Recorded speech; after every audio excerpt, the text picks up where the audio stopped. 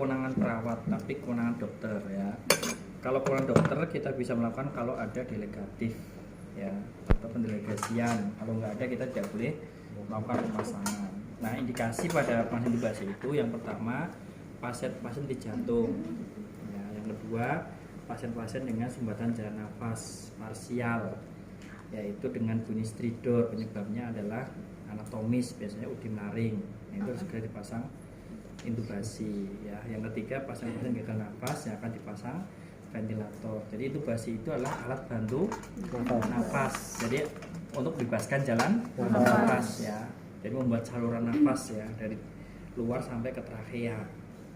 Nah, alat yang dibutuhkan yang pertama adalah selang intubasi ya. Seperti ini selangnya. Nah, ini selang intubasi.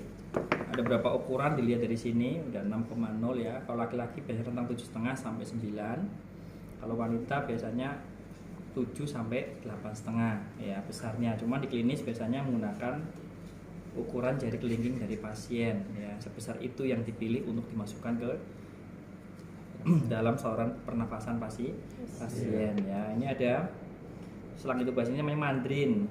Jadi untuk dimasukkan supaya kalau saat masuk ke dalam saluran pernafasan tidak mudah tertekuk, jadi kasih mandrin dalamnya ya.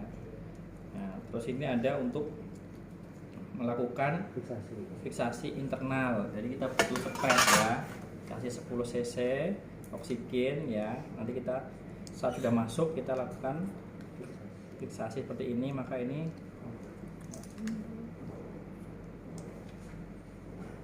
nah, jadi dia akan lembung seperti ini ya. Jadi fiksasi internal ya.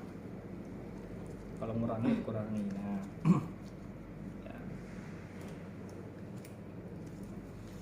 ya namanya selang intubasi. Terus alat bantunya lah yaitu laryngoskop ya.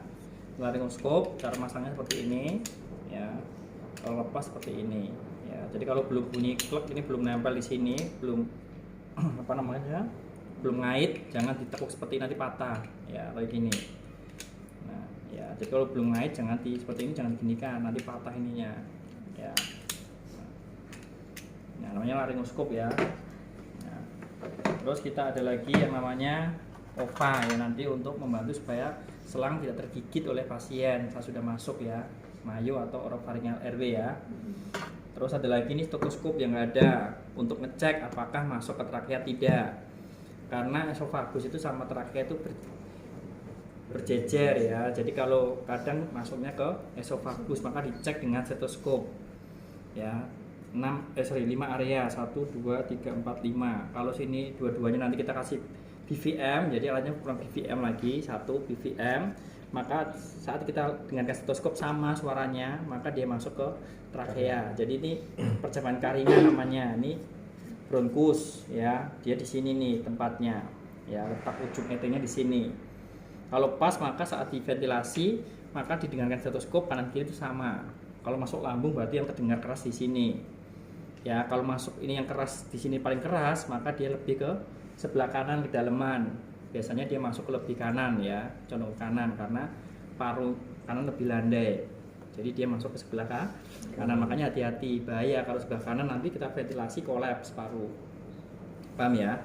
Nah, kalau sebelah sini ya biasanya menyebar ini ya ke esofagus, jadi ke lambung udaranya. Jadi pas kanan kiri dengan stetoskop, kita ventilasi dengan BVM ya. Jelas ya? Terus satu lagi nggak ada plester untuk fiksasi eksternal. Jelas ya ini ya? Nah, kita pasang seperti ini. Ya, ini nggak bisa dilakukan sendiri, tapi ada asistennya ya. Nah, pertama seperti ini hiperekstensi pasien ya. Terus dari kanan meng-swab bagian lidah ya. Jadi nanti ini ujungnya itu di tenggorokan untuk mengangkat, untuk melihat trakea. Tidak boleh seperti ini, kalau seperti ini patah giginya. Tapi ke atas ini, tak angkat seperti ini, bukan seperti ini, tapi diangkat. Nah, kalau sudah, biasanya kita lihat lubang pertama itu, ya satu lagi suction kurang. Jadi biasanya lendirnya banyak, suction dulu supaya kelihatan saluran trakeanya kelihatan. Biasanya kalau kita buka sekali, biasanya esofagus dulu. Nah itu atasnya, kalau dari sini, ya anatomisnya. Jadi angkat lagi, lihat yang atasnya, lubang atasnya itu trakea. Ya, baru kalau sudah kita masukkan. Nah ini kan pecah nih, sobek, jadi nggak bisa dipakai nih alat pantongnya. Nah kalau sudah, ya ini kalau nggak robek ini biasanya kalau memang masuk itu ada indikatornya bunyi terus parunya dua itu kalau diventilasi pakai BVM itu dua-duanya ngembang kalau pas tempatnya. Kalau ke lambung ya yang ngembang lambungnya biasanya ya. Gitu. Ya, kalau sudah seperti ini kita cabut mantrinya, ya. Terus kasih backing atau BVM, ya. Terus dengarkan suara kanan kiri 4 titik 5 titik, ya. Sambil pompa dengarkan, ya. Kanan kiri kalau dengar sama cek bagian ini juga. Kalau ini nggak terdengar, ini terdengar dua berarti pas, ya. Tapi kalau ini misalkan di esofagus, ya, masuknya kita tarik ventilasi lagi pakai BVM, ya, karena masang ini harus saturasi 100% dulu dinaikkan dengan BVM, paham ya? Kalau sudah sesuai, ya, kita pasang fiksasi internal dulu, ya, kalau sesuai.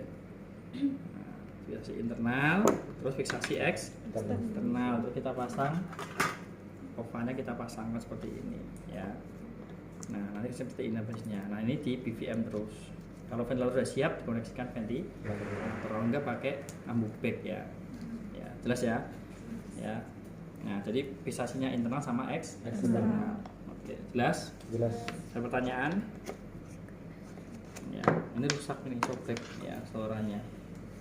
Ini juga ada mesinnya seharusnya ya, tapi udah rusak nggak bisa dipakai.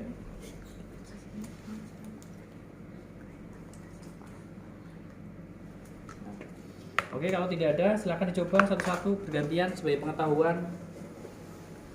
Yuk, gantian sana.